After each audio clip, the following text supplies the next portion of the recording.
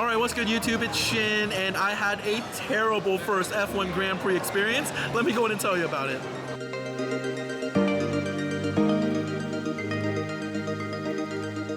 Now, I went to the first practice night of the inaugural F1 Grand Prix here in Las Vegas, and I was super excited to check things out. Now, you may be asking yourself, Shin, why are you coming to us from TMobile as opposed to the actual race? Now, unfortunately, the audio from the venue was just awful on my phone. You couldn't really hear me speak at all. All you could really hear was blaring copyrighted music. Unfortunately, right off the bat, they weren't allowing any kind of professional recording equipment, things like microphones, selfie sticks, and tripods. And the thing is, they were rather thorough with bag checking, and unfortunately I had to leave my microphone and my selfie stick hidden behind a bush. Thankfully it was still there when I left the venue. Now that said, unfortunately I was unable to stitch together a comprehensive video from the venue itself, and so I thought I would recap while I had a little bit of lunch here over at TMobile. So let's go ahead and talk about the night. Now I had tickets to the T-Mobile Zone right next to the MSG Sphere. Food and non-alcoholic beverages were included, and I paid a little over $300 for the grandstand seat.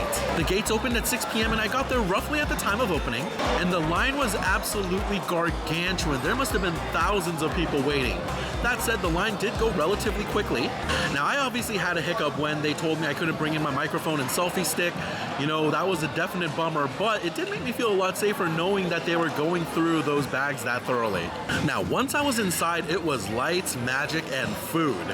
Lots of fans were around taking to the shops, the bars, as well as the food stands, and it was all very crowded. The food was catered for the T-Mobile Zone by Wolfgang Puck, and of course I was super excited to try them all out. The lines were quite long for each food stall, but I will say they were relatively expedient. I didn't think I waited more than 5 to 10 minutes per dish. Now, if you're a fan of the channel, you know I'm all about the food, and for sure I'll be giving you my thoughts on all of the dishes they had available. Now, while I was hungry, I was really eager to get to my seat, so I grabbed one dish and made my way over to the grandstands. I was in the second row of section SG-102, and I had a great view of the track. I felt so close to the action. I was getting really pumped, and my first dish was the Chino chicken salad, and I was really ready to start my food exploration of the event. Now, the salad came in a takeout box and was served with dressing on the side. I made sure to evenly distribute the dressing, and I actually really liked the salad. The dressing was sweet and tangy, the veggies were crisp, nice textures all around from the crunchiness of the wonton strips as well. The chicken was passable, nothing too special there, but it all came together very well. I was definitely a fan of the Chino chicken salad. It was a good start to the night.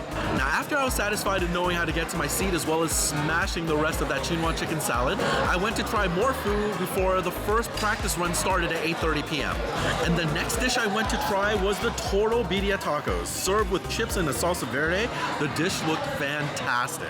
The chips were crisp and the salsa verde had a ton of kick. Way more than I was expecting, but it was very good. The taco was the real star of the show. I actually really liked the birria meat. It was tender and soaked up all of the associated chili pepper flavors very well.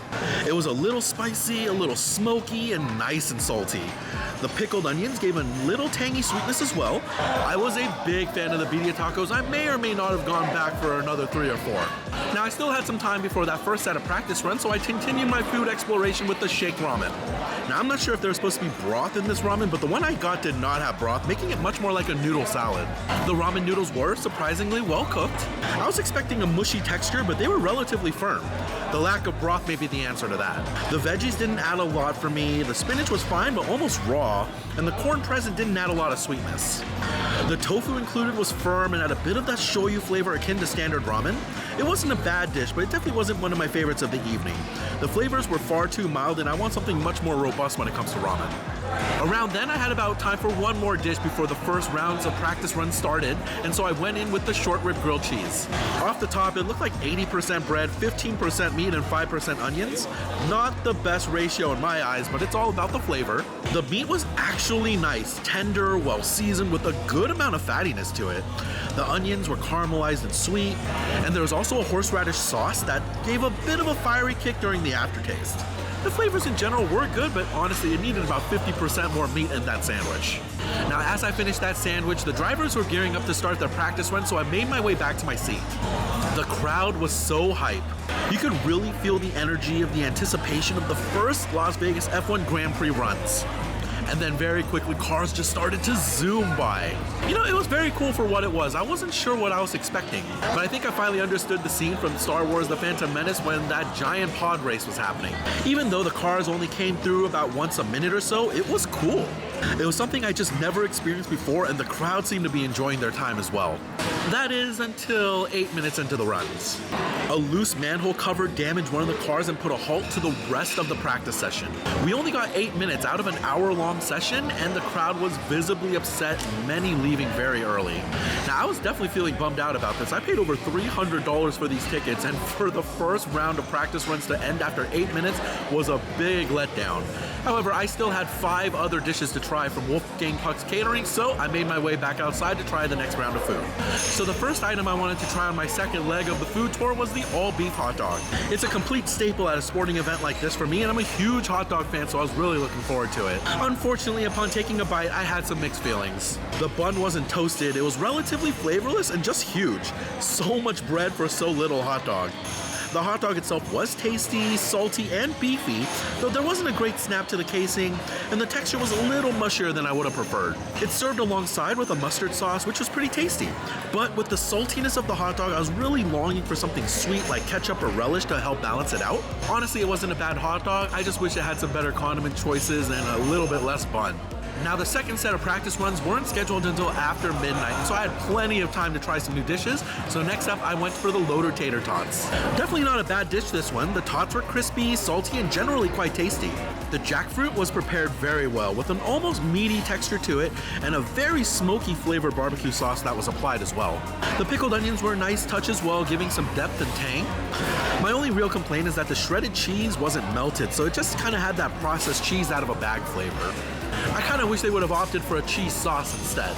Now, there are still more dishes to go, and next up I tried the chicken and waffles. Now, the chicken was up first, and it was more or less a standard looking chicken tender. I dipped it into their spicy maple cider syrup and gave it a try, and unfortunately I wasn't a big fan of the chicken. The meat was dry and the breading was quite bland. The maple syrup was decent with a hint of kick, but it was very watery in consistency. I wanted it to be much more thick.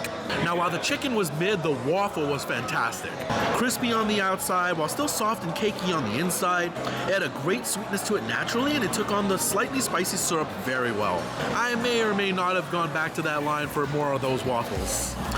Now, by this point, I had finished all of the savory dishes, and I was down to the last 2 stalls, which were focused on sweets. First up was an apple cider donut, and it came topped with a caramel sauce, and it smelled incredible. And I gotta tell you, it was love at first bite on this one. The donut was incredibly soft, very pillowy texture. The cinnamon and sugar levels were great, providing a really nice sweetness.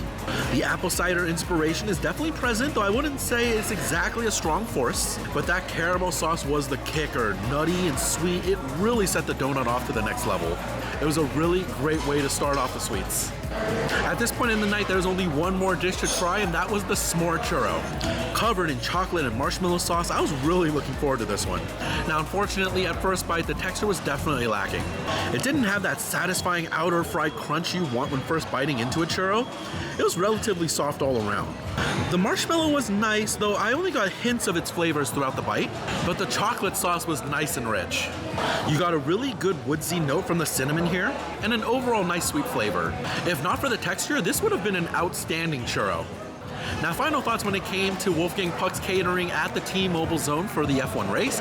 Honestly, I actually really liked the food. I was honestly expecting some pretty mid-level food akin to some average food trucks, but considering the number of people that they served, I thought they did a fantastic job. The birria taco and the apple cider donut were absolutely my favorites of the evening, although nothing else was truly bad. I thought Wolfgang Puck did a really great job with the catering here. But now that my fooding was done, I basically had a choice to make. I could either wait 2 hours for the next set of runs or just head home early.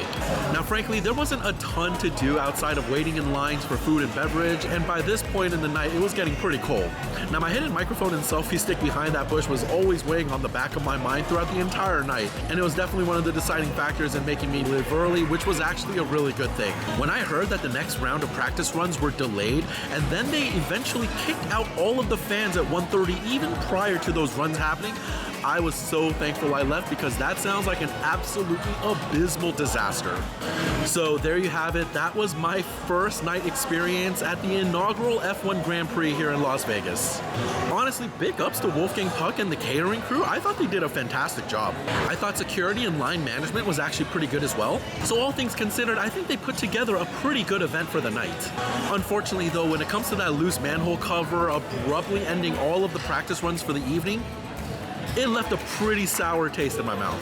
I mean, honestly, how could you not be salty paying over $300 to only see about 8 minutes of F1 cars zooming by? You know, I've probably lost about $300 in 8 minutes of blackjack, but somehow this just felt worse. I know it's a new track and things are bound to happen, but boy, this was not a good first experience. And I would have been doubly, triply upset if I actually decided to stay and got kicked out at 1:30, even before the next set of practice runs. I really do hope that the remainder of the race weekend goes without a hitch, because for the inaugural night of F1 here in Las Vegas, quite frankly, it was terrible. All right, everyone, now this is it. The race is finally here, and after this week, hopefully the strip is going to be going back to normal, where I can actually continue my food explorations of the Vegas area. Now, I've got 2 great restaurants planned for you in the next 2 weeks that opened on the strip recently, and then I'll be going to Durango Station's opening as well, followed by the opening of the Fontainebleau. So many cool things coming up for the rest of this year, and I'm really looking forward to showing it to you all. And I think that's going to do it. That's all for this one. Thank you so much for watching. Have a great week, and I'll see you next Saturday. Bye.